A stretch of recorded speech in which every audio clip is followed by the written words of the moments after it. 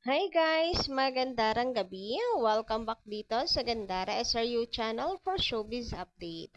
Andito na naman nga po akong muli nagbabalik.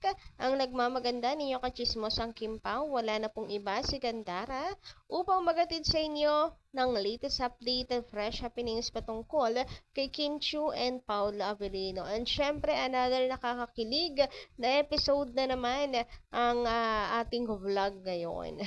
Grabihan, paano ba naman kasi? Talaga naman pong wala ring katapusan talaga ang kilig ng Kimpaw, ang mga paayuda, kilig overload talaga. Kilig to the bones ang lahat ng mga fans. Grabe 'di ba? Yung mall show ng Kimpaw, grabe ang tilian, hiyawan, abay nakakabingi naman talaga sa sobra pong lakas. Dami kasing mga tao talaga na nandoon and samahan mo pa ng magic ng Kimpaw nung kanila undeniable na chemistry. Abay iba. Kaya naman talagang ang mga fans ay hindi rin magkamayaw. So, isa pang nakakakilig na balita ang ating pag-uusapan about sa pag-angkla ni Paolo kay Kim. Grabe ha, napaka-cute ni Paolo Avellino. Biruin mo yon ha. Si Paolo Avellino, talaga naman pong parang batang nagsusumbong kay Kim Chiu. But before that, sa mga hindi pa nakaka-subscribe dito sa ating channel, maari lamang na pindutin po ninyo ang subscribe button natin dyan sa baba. Baka kayo po ay ngayon lang napabisita dito. Nako, Kimpaw's update po tayo dito araw-araw, kaya wag ka na mag-atubiling pindutin yan. Subscribe button at notification bell para maging updated ka rin at ma-notify tuwing may bago tayong chika at balita hinggil sa Kimpaw. Basta mga balita na may kinalaman kay Kim Chiu and Paolo Avellino, sagot na natin yan. So, eto na nga, para sa gabing ito, no? Buena mano po muna na komento tayo. So, ito muna yung pag-usapan natin from Madam Malen Albania. Sabi niya dito, magandang gabi po sa inyong shoutout. Sa totoo lang, may interview na nangyari tungkol sa team up nila ni Kim at sinabi na ipapartner sila sa iba.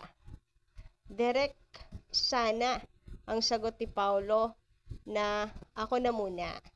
Ibig sabihin, hindi si Paolo papayag na i-partner si Kim sa iba, lalo na kung mature roles. Pero, na-edit yun. Sayang naman. Sarap sanang pakinggan na sagot ni Paolo, ako na muna. Ibig sabihin, ay ako na muna forever. Pang matagalan. Pang samantagal po na ni Paolo. Ayaw, parang hindi siya ready na makita si Kim na may kapartner na iba, no? Totoo ba tong chika nyo, Madam Malen Albania? Kasi kung totoo, about talagang parang hindi talaga ready si Paolo na ipamigay si Kim. Na may makatrabaho na at i-partner si Kim sa iba. Siya daw po muna. Dahil napakabenta ng Kim Pawa, abay baka po ultimo sila direct ay wala nang balak na i-partner pa si Kim sa iba. Or silang vice versa, sila pareho. Samantala, mula naman sa komento ni Madam Day Rodriguez, ayan, shoutout po sa inyo, magandarang gabi. Si Kim, kung sino yung ngayon, yun din hanggang sa huli. Hindi kami papayag kung ayaw ni Paolo na para sa iba si Kim, kami din mga Kimpaw, abay, ayaw din namin. Lalo pa ngayon na nakikita namin na love ni Pao si Kim, alagang baby ni Paolo si Kim. Kaya magtakip na lang ng mata ang mga bashers para walang makita. Yes, sa true. Ganun na lang gawin nila. Pikit na lang na kanilang mga mata para hindi sila nasasaktan. Kasi tayo yung pinupurwisyo nila eh. Pag nasasaktan sila, ayaw kasi magsipikit. Alam naman sila yung mga inggitera. Charot. So, ayun, yes. Sana nga po ay forever na yung Kimpa. Huwag na pong i-partner sa iba. Huy, kala mo naman talaga lakas maka-demand. Pero 'di ba?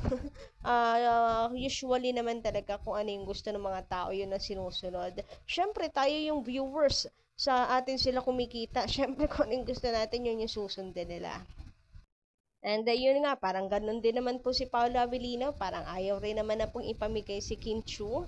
Parang ayaw na rin pong ipa-partner si Kim sa iba, sa kanya na lang. Siya lang po ang leading man ni Princess Chinita, 'di ba? Bagay na bagay naman kasi ang dalawa. At take note, ito ang higit sa lahat, napaka-importante. Hindi mananawa ang mga fans sa kanila.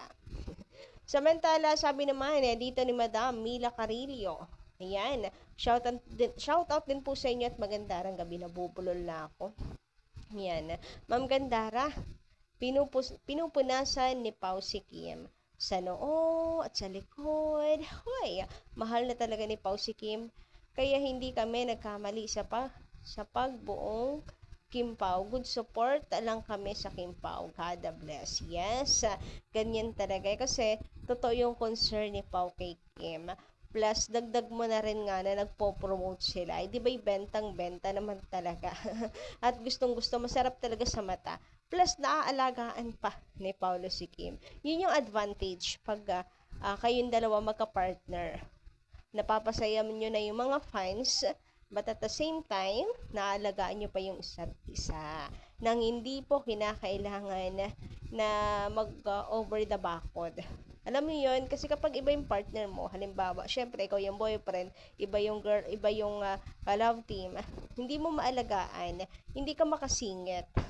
Kasi nga, mag-over the backod ka. Kasi hindi ikaw yung ka-love team, yung magagalit. So, ito yung advantage na yung magtsasawa. Yung magtsasawa, magka-love team.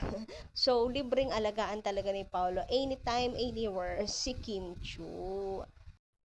Anyway, tara na nga dito sa exciting part, ang pinakasentro ng ating update ngayong gabing ito. Sus ko, Paolo Avellino, grabe yung kapit kay Kia. Grabe, nakakatawa to. Nakakatawa na nakakakilig. Grabe yung emosyon dito talaga naman. Kasi si Paolo Avellino, may napakakulit din naman talaga. Napakapit na lang talaga kay Kim Chu. Parang bata po nagsusumbong kay Kim.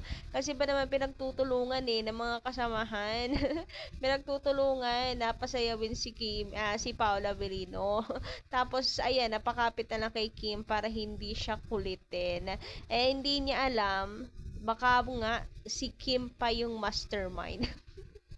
Yung mastermind sa pagpapasayaw kay Paolo. Tingnan nyo yan, no? Hindi na magkaintindihan si Paolo kung ano yung gagawin niya. napakapit na lang talaga kay Kim Chu. Nako, Paolo. Grabihan yung kilig. Sabi nga dito, hindi ko kinaya ang pagkapit niya kay Kimi. Grabihan yun. Paolo, wag kang mag-alala. Sige, kapit pa dyan sa mastermind. Charot, di mo alam. Si Kimi pala yung mastermind, no? Apakakulit. And guys, take note. Tingnan nyo yung views. Tingnan nyo yung views. 2.4 M views na. 2.4 million views. Grabe ha, napakalakas ng Kim Pao. Grabe, talaga masasabi mo na daming kinikilig, daming tuwan-tuwa sa video ng Kim Pao. Hoy, sino dito nagpaulit-ulit? Charot. So, ayun nga, nakakatuwa lang na grabe, ang daming pong nanonood. Ang daming kinikilig sa Kim Pao.